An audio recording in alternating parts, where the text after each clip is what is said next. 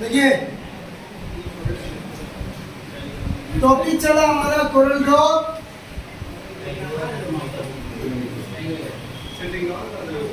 Corel Draw के अंतर्गत में स्टार्टिंग क्लास में हम लोग पिक टूल, शेप टूल और फ्री हैंड टूल के फ्लाई आउट के बारे में पिछले क्लास में हम लोग पढ़े हैं। अब नेक्स्ट टूल में दिया है क्या चीज यहाँ पे, ग्राफ पेपर टूल। करा कि the graph paper tool lets you draw a grid of line similar to that on the graph paper. याद होगा तो हम लोग एक ग्राफ बनाते हैं। ग्राफ भी किस तरह का है, जिसमें कॉम्बिनेशन होता है आपका क्या चीज, रो और कॉलम, यानी रो और कॉलम को मिला करके जो बनता है इसी को कहा जाता है क्या चीज, ग्राफ। खैर ऐसे तो इसको टेबल भी कहा जाता है, लेकिन एक ग्राफ पेज भी आता है जिसपे हम लोग जो भी चार्ट का डिजाइनिंग बनाना होता है वो बनाते हैं। तो वहां भी यही ग्राफ पेपर टूल दिया है कि हमें अपने कोरल ड्रॉ के पेज पर अब इस तरह का कोई भी ग्राफ करके बनाना है, रो और कॉलम को मिला करके। तो सीधे जाएंगे कहाँ, ग्राफ पेपर टूल पे जाएंगे। जैसे ही ग्राफ पेपर टूल पे क्लिक करेंगे आपका टूल सेलेक्ट हो जाएगा और इसमें लिखा भी है click the tool and drag the mouse cursor, यानी आपको क्या करना होगा, ड्रैग करना होगा। जैसे ही आप इस ग्राफ पेपर टूल को सिलेक्ट करिएगा, सिलेक्ट करने के बाद उसको ड्रैग करिएगा। जैसे ही ड्रैग करिएगा तो आपके पेज के ऊपर क्या होगा, ये ग्राफ बनकर तैयार हो जाएगा।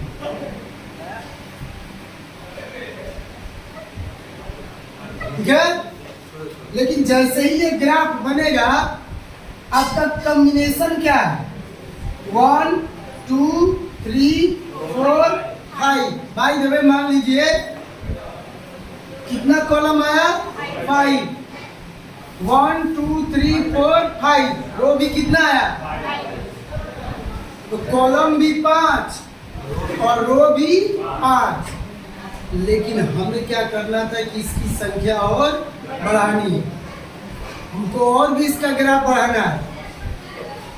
तो याद रखिएगा जब स्टार्टिंग में आप ड्रैग कर दिए, ठीक है, अब ड्रैग करने के बाद जो ड्रैग कर चुके हो इसमें कोई संख्या बढ़ोतरी नहीं होगी। अब हमें क्या करना होगा, दोबारा से सेटिंग कर लीजिए। जैसे ही इस टूल पे क्लिक करोगे तो देखो यहाँ पे नोट हमने दे दिया है, you can set the number of cell in the grid and size of cell from the property bar. जैसे ही इसको आप ड्रैग करोगे इसके प्रॉपर्टी बार में इसका लिस्ट इससे रिलेटेड खुल जाएगा।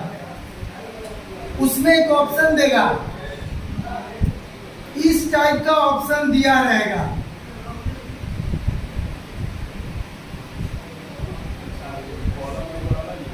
मतलब समझ में आ गया, वहां पे लिखा हुआ नहीं रहता है नंबर ऑफ कॉलम और नंबर ऑफ रो, लिखा नहीं रहेगा, वो सिंबल से दिया रहेगा।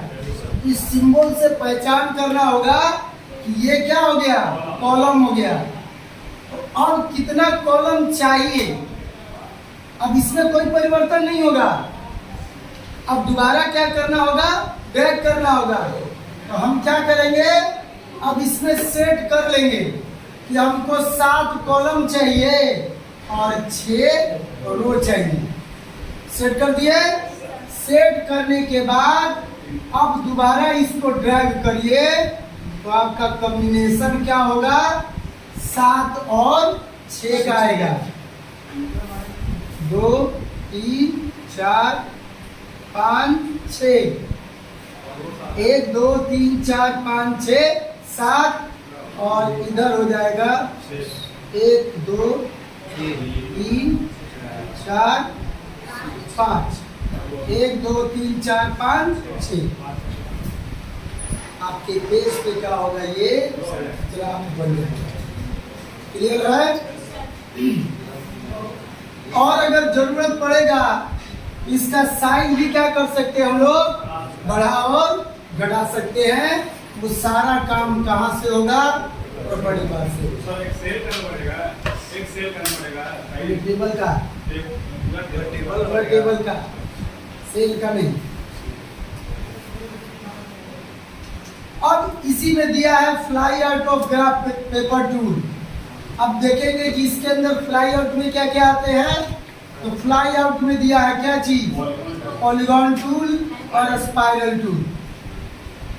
ये पॉलीगॉन टूल क्या है, this tool use to draw a polygon, a star and a polygon as a star. Polygon समझ रहे हैं ना, वो अष्टभुज और षष्ठभुज जो बनाया जाता है, ना। तो सीधे आप पॉलीगॉन टूल को लीजिए और ड्रैग कर दीजिए, आपके पेज पे क्या होगा, ये पॉलीगॉन बन जाएगा। लेकिन हमें भुजा की संख्या और क्या करनी है, बढ़ानी है।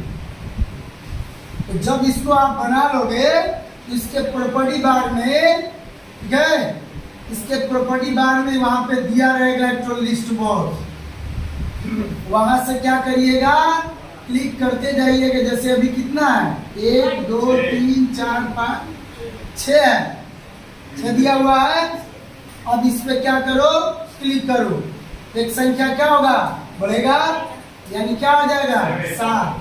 तो ये इसका भुजा क्या हो गया, एक और बढ़ जाएगा। समझ में 8 और भुजा 9 और बढ़ते जाएगा। इतना कर सकते हो कि ये बनाए हुए पॉलीगॉन को एज ए स्टार के रूप में भी क्या कर सकते हो, चेंज कर सकते हो। है आपका पॉलीगॉन, लेकिन ये बन जाएगा आपका स्टार। तो ये सारा ऑप्शन आपको प्रॉपर्टी बार में दिया रहेगा। उसके बाद आता है आपको spiral tool. The spiral tool lets you draw A symmetrical and logarithmic spiral. Click the tool, drag the mouse cursor diagonally on the page. जैसे स्पाइरल का मतलब होता है लाइनों का गिराव, और यहाँ क्या करना है, the spiral tool lets you draw a symmetrical. Symmetrical का मतलब होता है किसी भी तरह का कोई आकृति, उस टाइप का आकृति बनाना हो, या लॉजिक टाइप का कोई भी आकृति बनाना हो, तो सीधे क्या करिए, स्पाइरल टूल पे क्लिक करिए। और इसमें लिखा भी है click the tool drag the mouse cursor, यानी आपको क्या करना है, ड्रैग करना है। तो स्पाइरल टूल पे क्लिक करो और उसके बाद अपने पेज पे क्या करो, इसको ड्रैग करो। तो ये लाइनों का घिराव क्या होगा, ऐसे बन जाएगा। लेकिन नंबर ऑफ शेप यानी इसका आकार हमको और बढ़ाना है। तो सेम वही काम, जाओगे उसके प्रॉपर्टी बार में, तो सारी मतलब उसकी आकृति बढ़ाने के लिए उसमें दिया रहेगा। यहाँ से क्या करना, मान लो हम 10 कर दिए, तो जैसे ही 10 करोगे तो इसमें कोई बढ़ोतरी नहीं होगी। अब सेट कर दिए 10, तो अब क्या करो, अपने पेज पे इसको ड्रैग करो, तो वो स्पाइरल क्या होगा, 10 की आकृति बन जाएगी। 1 2 3 4 5 6 7 8, ये 9 और ये 10। आई बात समझ में? इसको कहा जाता है स्पाइरल टूल। और उसके बाद आता है इसमें बेसिक शेप टूल। तो याद होगा तो पिछले क्लास में शेप पढ़े होगे, रेडीमेड से बनाया हुआ से आपको बनाना नहीं है, ऑलरेडी क्या है इसमें से पहले से बना हुआ। तो this tool use to draw a various shape. Click this tool and the property bar display 3 item. पहला काम कि आपको बेसिक टूल को ले लेना है। जैसे ही बेसिक टूल को लोगे, इसके प्रॉपर्टी बार में क्या होगा, बेसिक शेप से रिलेटेड सारा शेप उसमें दे देना। अब क्या मिलेगा उसमें, रेक्टेंगल मिलेगा, सर्कल मिलेगा, लाइनिंग टाइप का मिलेगा, ठीक है। अलग अलग टाइप का उसमें क्या होगा, शेप दिया रहेगा। बस आपको सीधे अपने पेज पे क्या करना है, ड्रैग करना है। लेकिन कोई भी जब शेप बना लोगे, ड्रैग कर लोगे, जैसे रेक्टेंगल ही बना है, ठीक है, अराउंड रेक्टेंगल ही बना है, ठीक है। तो इसमें क्या कर रहा है, the property bar display 3 item. इसके प्रॉपर्टी बार में 3 आइटम देंगे। पहला देगा परफेक्ट शेप, जिसमें अलग अलग प्रकार के शेप दिए रहेंगे। परफेक्ट शेप में अलग अलग प्रकार के उसमें शेप दिए रहेंगे। फिर आएगा आउटलाइन, यानी कोई भी शेप बनाए हो तो उसका लाइनिंग स्टाइल कैसा होना चाहिए।